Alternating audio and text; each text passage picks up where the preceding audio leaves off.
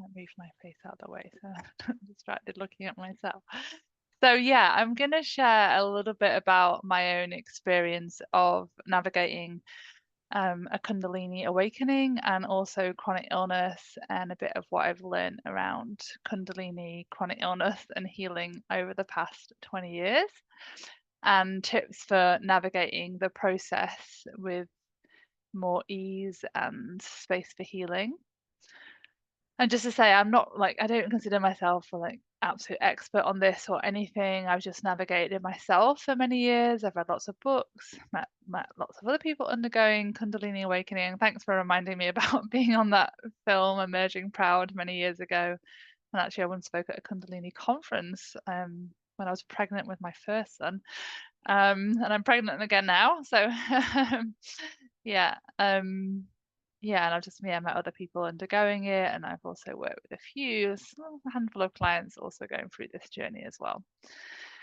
So my own experience of Kundalini started obviously around age 21, and I'm now 42, so it was quite a long time ago. And I'd had chronic fatigue since I was 19. Which I got when I was in my first year at university, having travelled for a year after school. And yeah, and when I first got chronic fatigue, I'd already started meditating before getting chronic fatigue. So I thought meditation might help me heal. I almost got a bit addicted to meditation. And 2 years into being chronically fatigued, I suddenly had this kind of experience of energy shooting up my spine and like amazing feeling in my heart and expansion, and everything felt wonderful. For a short period after that, I thought I'd healed myself of chronic fatigue through meditation. I went around telling everyone I was fully better.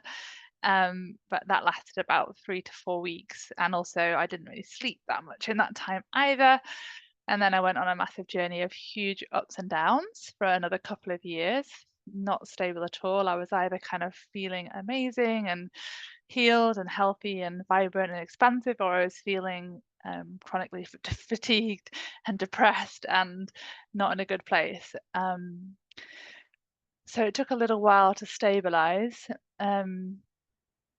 And aged around 23, I would say I had almost what felt like a psychotic experience. Like I felt like I dissociated from my body pretty much completely. At times where I even felt like I was floating outside of my body. And everything felt really unreal for a period. When I read about depersonalization, then that also made sense to me. But thankfully, around that time, a partner at the time printed off a load of information about Kundalini awakenings for me and spiritual emergence, spiritual crisis. And I was like, oh my gosh, that's what I've been going through. And I didn't realize it, and that's what's been happening. Yeah, so to come back into balance, I had to actually stop meditating for a while, kind of do normal things. And it was about age 24 when I sort of felt like the chronic fatigue had gone. But it still took a little while to sort of stabilize myself. I'd say my nervous system was still on high alert. My hormones were a bit all over the place. There was still some physical healing to do as well.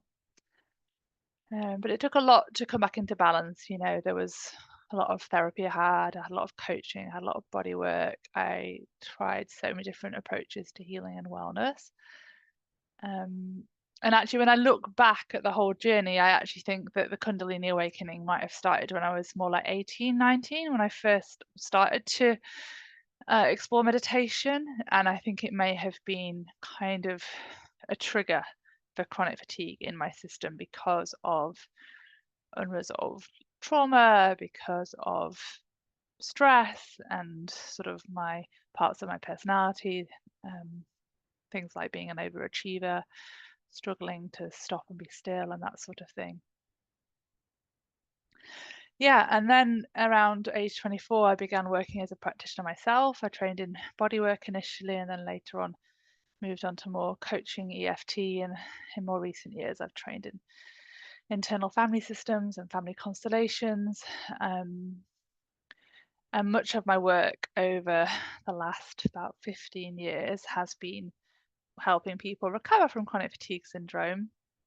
which I find a small subsect of those people are also going through an awakening. That's part of it. Or perhaps the illness can trigger some intense seeking for resolution, for healing, or perhaps a lot of meditation, perhaps, and then perhaps that can trigger the Kundalini to awaken, or perhaps the Kundalini comes first and then the fatigue comes. I don't know always, but yeah. So in terms of what can help, I mean, actually to say a little bit more, I mean, around Kundalini, and my own experience was that it woke up things in my system that needed healing, and they weren't just my personal stories of my childhood or whatever, but they were also like my ancestors' unprocessed experiences. Perhaps, also it felt like at times past life experiences were coming through as well. So it can be a lot that's happening in the system, a lot to process and deal with and integrate. And I think, things that can help are things like adjusting your everyday life to accommodate this big process happening. So that might look like things like making time for rest, even if it's just short periods of rest if you have a busy life and a lot going on. But for some people, you might need more time for rest to really heal and stabilize. And certainly, I know at times in my journey, I felt like I had to be in bed for days on end and things like that. But yeah, hopefully that's not the same for you. But yeah, even pockets of rest can help. And if there is lots of trauma coming up, to like not try and rush that or try and do it all at once, to titrate it, as they say in somatic experiences, like a little bit at a time, to get support where needed, to integrate pieces coming up.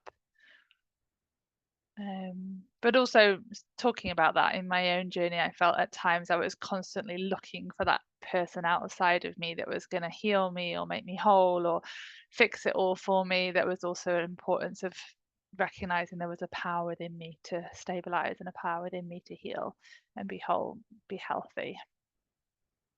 So yeah, a balanced approach to all of that. And also to know that, even if you're not in a Kundalini awakening process, that trauma healing can be tiring for a system. It can take energy as well. So it's really important to pace it. Also to practice calming and de-stress techniques to relieve an overactive sympathetic nervous system, which can happen with a Kundalini awakening, and perhaps to also do things like spend time in nature.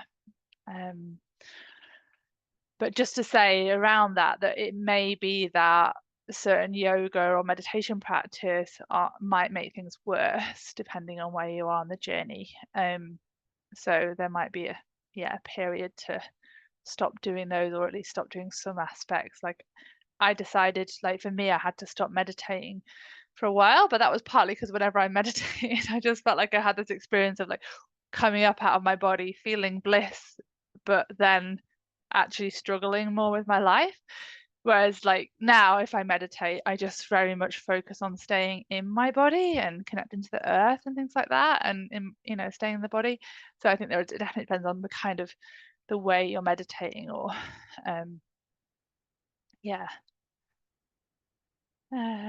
but there are other ways we can also support our nervous system. Maybe it's receiving body work, maybe it's short breath work techniques.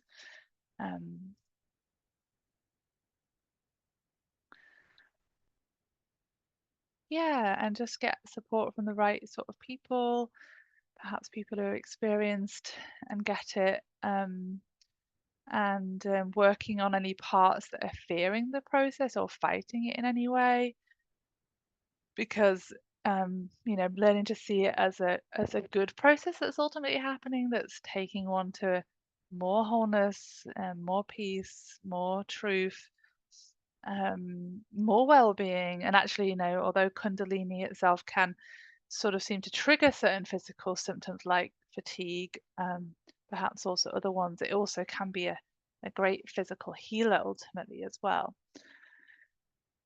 And I'd say, like, as we purify our systems, like our energy bodies, through this process,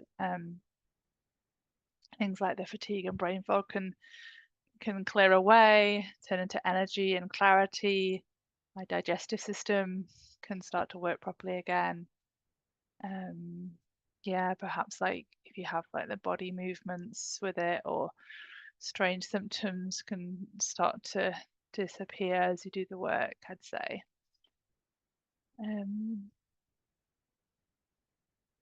Yeah. And yeah, to learn to love it, to learn to love it. One of my teachers, Layla Martin, I trained with her as well to be a sex, love, and relationship coach. She talked about it as being like the goddess.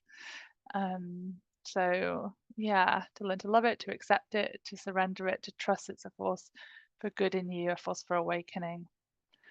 And I was just going to read this little quote by someone I just found online, and I quite liked her writing. It says, awakening wants you to deeply connect to your soul, your higher wisdom, and the cosmic consciousness.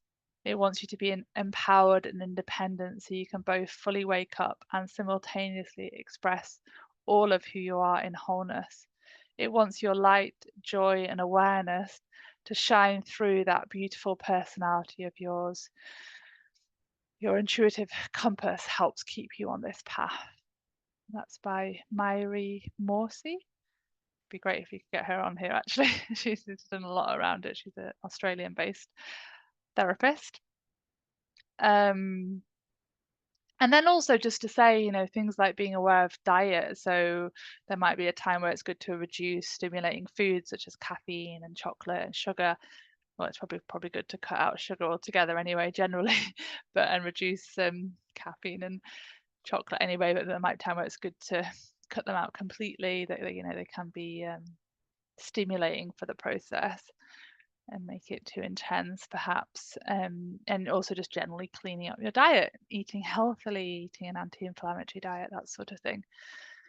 So there is a lot of hope that Kundalini can also help us heal chronic illness. You might say it's an upgrade of our bodies physically, emotionally, energetically, and the power of learning to trust it and surrender to it and kind of give it space to work magic in you, which is what I feel like it ultimately is wanting to do. So yeah, that's actually my talk. I hope it was long enough. Not quite 20 minutes, but yeah.